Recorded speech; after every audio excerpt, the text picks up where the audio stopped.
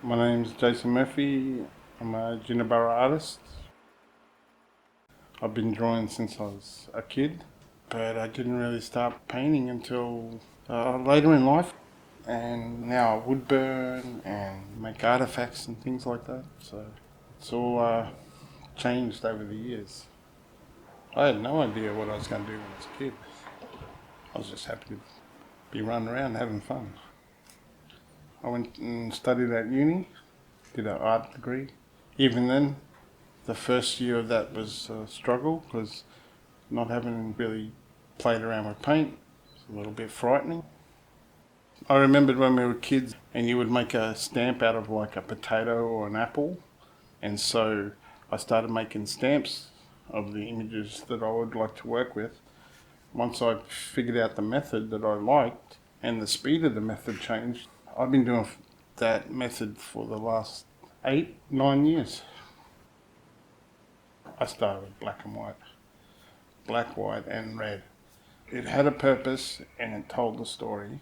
Then it becomes something where you want to widen your audience, but you also want to widen your own experience because when you're mixing colours, you start looking at the nuance, where the balance is. But then by the time I got to the end of the course, I was much freer and more experimental. Turning on your creative mind, you either got to sit there and wait for it to happen or find a method that can switch it on. So my method helps me switch on the creative side because I've got to relinquish control to let the paint do its thing, and then that creates the work, and then you got to know when to stop, to step back. You see stuff that inspires you. Being out here at Woodford is really inspiring. In town, you don't really look up much.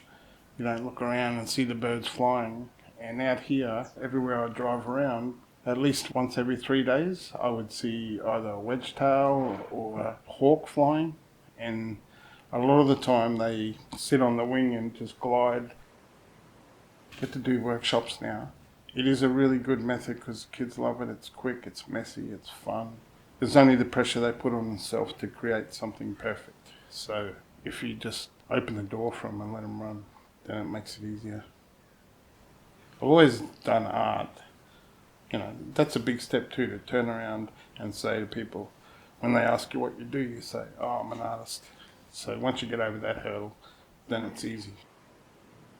We're not perfect, but the work doesn't have to be perfect. It just has to be something that you've created, the best of your work that you're putting out there.